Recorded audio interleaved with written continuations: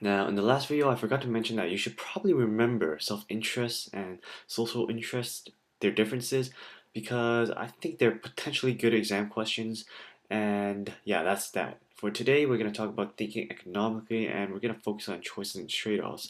And the concept I want you to think of right now is that thinking economically puts scarcity and choice under the radar. So we focus on scarcity and choice the most in this situation, and pretty much what I guess in layman's term, what you gotta know is pretty much think of every choice as a trade-off or an exchange. And I know you know what that definition means because you do it every day. You give up something for something else. Give up money for food. Give up money for to the bully so he won't beat the snot out of you. That's an exchange. So now we're going to talk about what, how, and for whom with respect to the trade-offs. You thought that was the last time we're going to talk about what, how, and for whom. Well, you were wrong. But what trade-offs pretty much it arises when people choose how to spend their incomes and government choose how to spend their tax revenue, and when businesses choose what to produce. And you can see that I have pretty much the same definition here.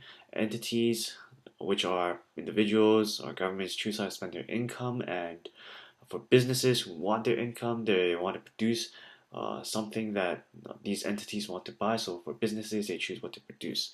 Now, how trade-offs? They come up when businesses choose among alternative production technologies, and that's that.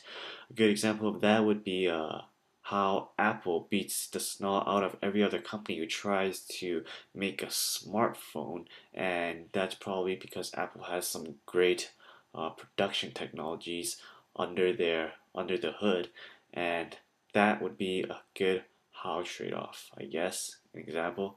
You think so? I think so. Yeah. So let's leave it at that. Let's just leave it at the definition that comes up when businesses choose among alternative production technologies. For whom trade-offs? They pretty much arise when choices change the distribution of buying power across individuals. So, for example, let's see, let's think of a good example. Let's say that the public uh, just have a change of heart and don't like to buy oil anymore and goes and buy hybrid cars or electric cars, which I don't know if are legal yet, but if they are, I'd probably buy an electric car because it saves on gas. But let's say that everybody buys electric cars, then there would be a distribution of buying power across the CEOs of the oil companies because nobody wants to buy gas consuming cars anymore. So they could probably buy less because they're probably making less. And the people who are making the electric cars, well, they'll probably be having a lot of, or they'll probably have a lot of buying power because people would are popularizing the electric cars. They like it, and they're buying more electric cars. So then that's the change in distribution of buying power, and that's a good example for whom trade-offs, and that no, that is, and you can't argue with me because I'm doing a video, but you can probably leave a comment, which you should probably do. And government redistribution of income from the rich to the poor creates what we call the big trade-off. And the big trade-off is a trade-off between equality and efficiency. And that's all you gotta know about that.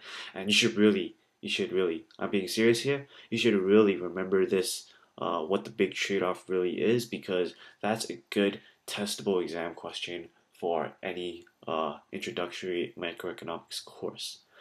But let's just move on to uh, choices bring change, and pretty much what, actually I don't want to do this now. I'm gonna do this in the next video because I feel like I'm going past 5 minutes and I want to keep it under 5 minutes. So please rate, comment, subscribe as always, and I'll see you in